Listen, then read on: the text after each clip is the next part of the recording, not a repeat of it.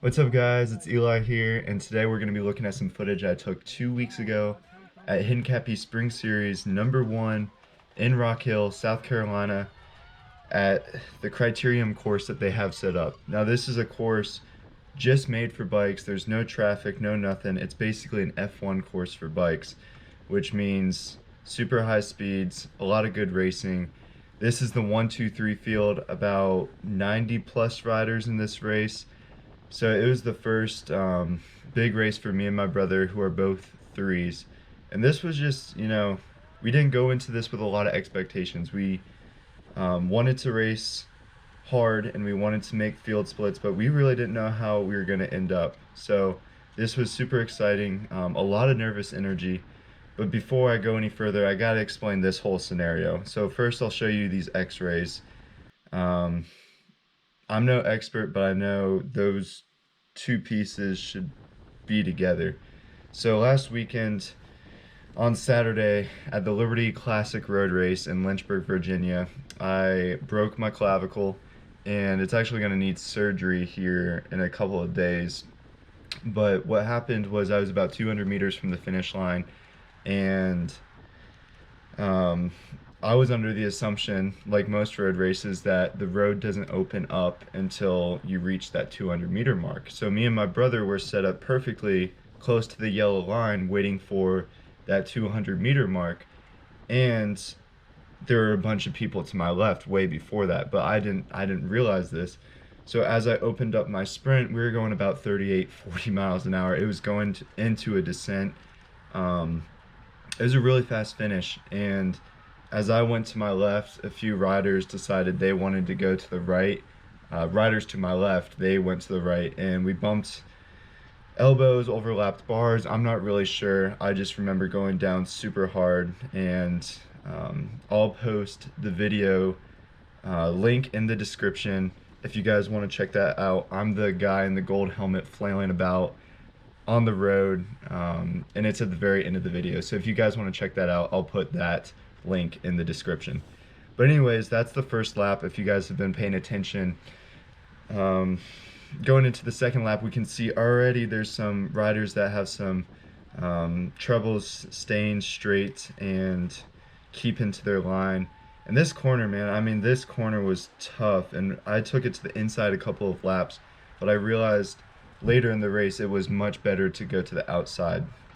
And here we got this Hot Tubes kid getting a bit aggressive, and you can see me kind of go to the outside just in case something happened.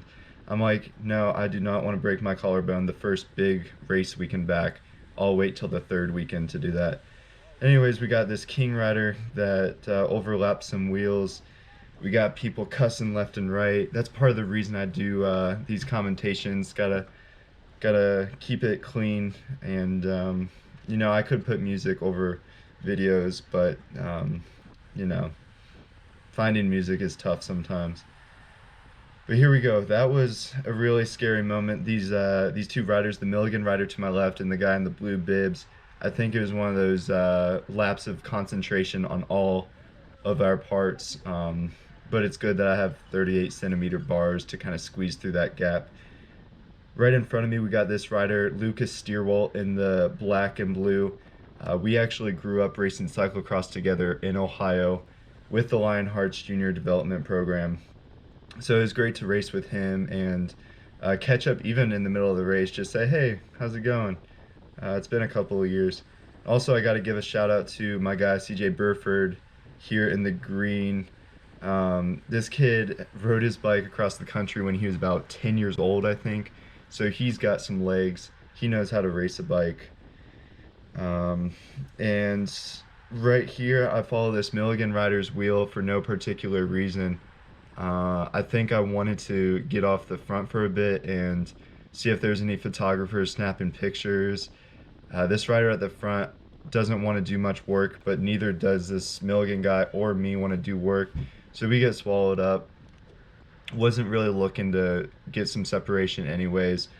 I think I was really looking to get out of the chaos of the field.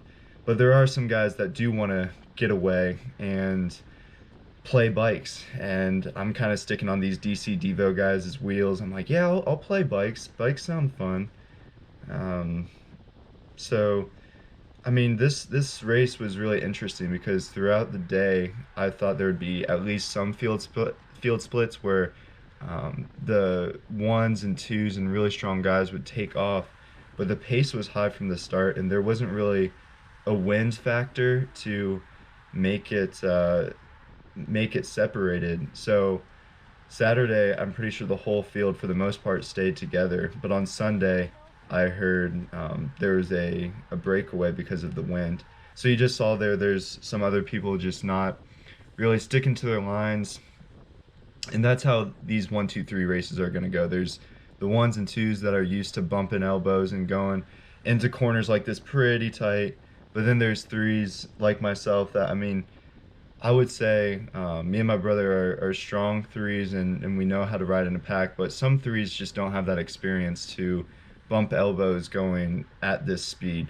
So it was just a really chaotic and kind of sketchy mix of riders, and quite honestly, I enjoyed it. It was fun to bump elbows again and actually race. But here we go. My brother is up ahead, right in front of me. He's the guy with the big quads. I don't know how. I think he got my mom's side of the genes because he's got some massive quads. Me myself, mine are probably half the size of his, but I'm still the sprinter, which makes no sense to me. But 45 minutes, 46 minutes into this race, my brother decides to follow these wheels. There's Butcher Box at the front. This Milligan guy and my brother kind of collide a bit. Both are kind of at fault. My brother more so just leaning into the Milligan rider. And now we're about probably 12th, 15th place right now, just kind of trying to monitor the speed at the front because people think Butcher Box is still leading the drive here, and we're trying to stick on wheels, make sure nobody gets too far ahead.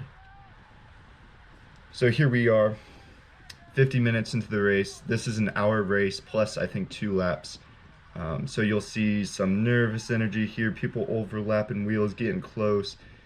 And right here, I want to bring your attention to, oh no, in a little bit, there's going to be a crash, just FYI. But my brother's letting me know there's 4 laps to go. I'm like, yes, I know, Luke. I'm a stats major. I know numbers. I can read the number on the screen or on the lap card. But here we go. Look to your right here. You'll see the Skyline rider and this Texas Roadhouse rider has left the chat. My friend Clayton Travis was that Skyline rider, the green jersey, and his rear derailleur he showed me after the race was completely messed up. So I feel bad for him. We got 2 laps to go. You can already see there's some team tactics going on with the Kelly riders to my left and the Hot Tubes guys to my right. My brother is on the far right up ahead, just kind of looking for me. And in these situations, the one thing I realized like I can't do is freak out, because if you freak out, you cause a crash, you try to take too many risks. So right now I'm just trying to get to the right side of the track because I know my brother is there, and if I just find him with a lap to go, we'll be fine. So CJ's to my left, this Milligan rider is to my left. I let him know I'm there, and somehow with a lap to go, 1 to go, I'm on my brother's wheel. This is fantastic. This is a little bit of luck, if you ask me. I would say it's more skill on my brother's part to not freak out, to keep the pace high at the front, but also wait for me and be patient for me as I'm trying to learn how to go into this last lap as a sprinter, if you want to call me that. My brother is just a selfless guy that likes to work for his younger brother, so I mean, I appreciate that. But we're in really good position right here. CJ's to my left again, this green rider. You'll see us go really hot into this corner, hotter than we have before. My brother almost decides to do a cyclocross maneuver and shred some grass for a bit, but cross is coming. Cross is not here yet. I'm really excited about cross, but I wouldn't want to do cross at 42 miles an hour. So this was a really great opportunity for me going down this hill to just coast a bit, let my legs recover as I realize these next 2 minutes are going to be the hardest of the race. And check this green guy out on Skyline. This is my brother's best move here. He takes this wheel and he goes for it. And at first I was like, I'm pretty tired. Like, don't do that. I shot him like, no, no, no, don't go up. But I'm really glad he made that move because that set us up for a potential top 10 finish. That's the difference between, finishing 10th and finishing 30th, is making those decisive moves. So here we're kind of dished out in the wind a bit more than I want to. There's riders moving up. We're getting kind of swallowed up, but it's important that my brother keeps the pace high. I'm just sticking on his wheel trying to survive. I realize we're probably too far back to um, go for a podium finish, but this is a lot better positioning than I thought we would be in the last lap. So the original idea for the sprint was to go to my brother's left, but I realize I can't do that because I have riders to my left. So I shout to him, "I'm going on your right, going on your right." He looks back, he acknowledges it, and I sprint for 11th, which was not enough for the payout, but enough to get one upgrade point. So there's some race stats. Thank you guys for watching, and that's a wrap. That's the end of this video. Thank you guys so much for watching. If you guys like this type of content where I cover race footage, maybe some vlogs in the future about my broken collarbone, some shenanigans and race weekends and stuff like that, please be sure to like this video, subscribe, and share it with your friends. And I'll see you guys in the next video.